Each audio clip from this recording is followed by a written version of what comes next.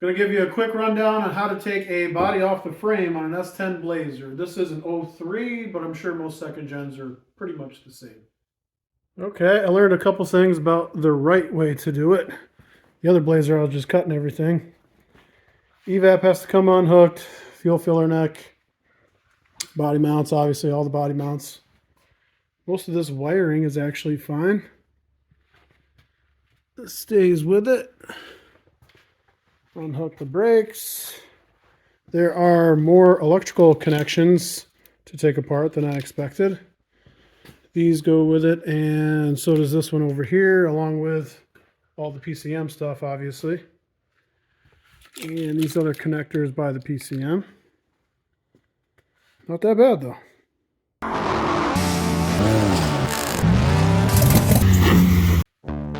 Take this is ready, let's find out.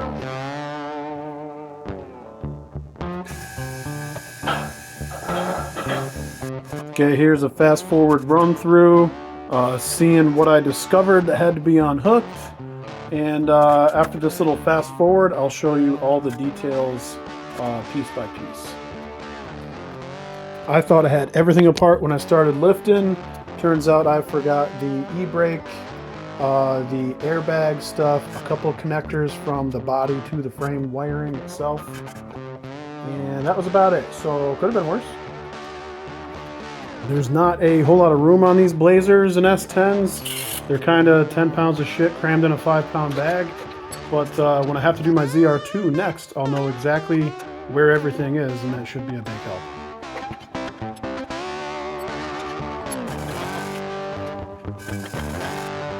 Okay, we'll start with the body mounts. These are all 15mm head bolts through here. And these are also 15mm bolts, but they have an 18mm nut, and the bolt comes in from the top side with a nut through the bottom. Okay, there are a bunch of fluid systems you have to take care of. So unhook all of your brakes. This is a manual, so I had to do the clutch master cylinder. Okay, here's a little tech tip. My new Slave came with this little tool to do the quick disconnect. Problem is, it needs to be deeper and like 90 degrees in order for it to work. There's no way this was getting in the bell housing. So rather than snip the line like I did on the shitty Blazer, I popped the master out of here, moved everything, and the whole thing is going to come out assembled. That's going to stay with the engine while the body comes up. That way I'm not ruining another Slave line like I did here. This one I snipped. But you can see there's no way this tool was going to get in here from outside. Not happening. There is power steering. My power steering cooler was rotten and terrible, so I just cut it. The oil cooler lines were leaking like crazy, so I cut those as well. The fuel lines, though, they can stay completely intact because they're on the frame all the way back to the tank. Coolant hoses you have to unhook, obviously. Guess I had a little bit left in that one. Don't be like me and forget the parking brake and maybe ruin this clip here. I don't know. We'll see. That has to come out of this bracket here. I couldn't get these apart yet either, so I just cut that crimp. That's easy enough to replace later. The remote mount oil filter would actually come off. I got these nuts off, but this thing would not. It must be corrosion welded or something, so I cut it out. But this actually could stay intact if you just unbolt it. The AC has to come apart. That's one bolt here. I also took the entire fuse block out. You don't necessarily have to do that. There's some 7mm screws that hold these in place. The other ones are clips and a positive stud right here. These two come out of the fuse block. This is for the fuel pump and gas tank wiring. This is everything that runs the engine. The other side of this harness over here, these two connectors hook to the PCM to run it. There's also 3 bulkhead connectors. 1, 2, 3 over here in this corner. And there are 2 down in this corner right here. And another one right here. This is over by the cruise control plug-in. These two have to unplug from the intake tube in order to get that out. There's also 2 of these airbag sensors. One unplugs here. This one didn't unplug, but it unplugged itself. For the manual transmission, you just push the shift boot down, get the jam nut that's on here, loosen it, pop the shifter itself off. Automatics have a shifter cable that goes through the floor that you got to take apart. The proper way to do the rear bumper would be to take the bumper off. Look at this crusty crap. I wasn't dealing with that.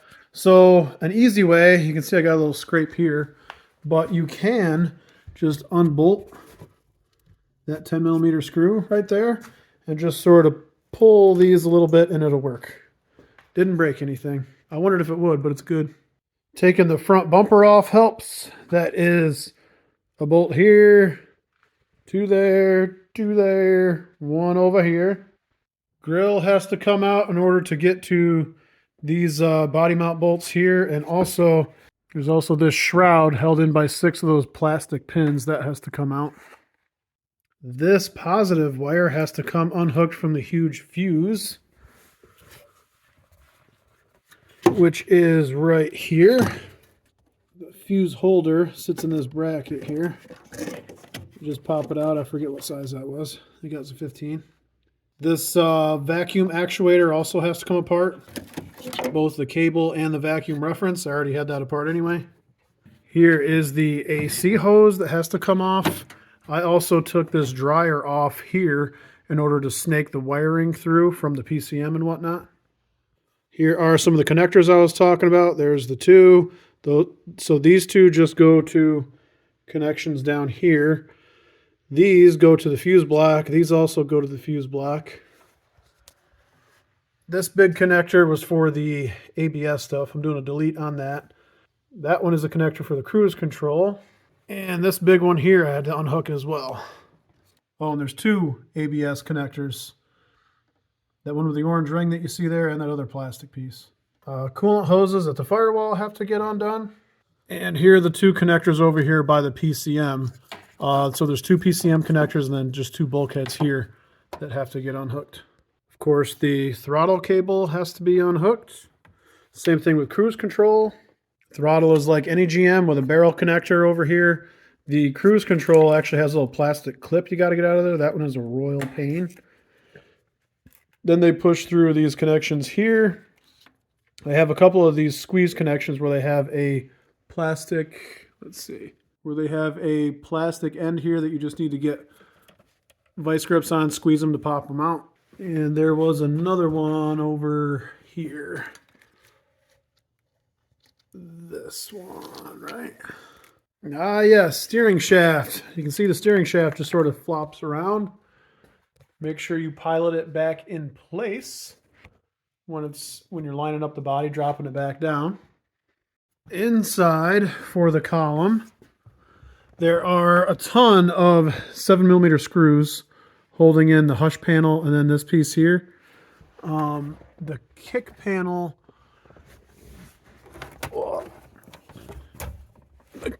the kick panel also has this e-brake lever that doesn't come out, so you have to unhook it from the e-brake assembly. There is a 7mm screw that holds this bulkhead in place. Oh yeah, there's also an airbag connector from the column to the car. There's a yellow, you can see it. And then there's 4 15mm nuts that hold the steering column in place. Once you've got the steering column loose, just give it a good yank and it will unseat. I can't see it. Column's locked, but there's a little detent over here that holds everything in place. So just make sure you get it lined up right when it's going back through. If you're pulling the console out on a manual, what you've got to do is just sort of push this boot down through the console. Then there's a screw here, and there's 2 back here, and then the console will come up and out. So there's a quick little rundown. I hope it makes a scary job a little less scary. It's not that bad, actually. This is the second one I've done now.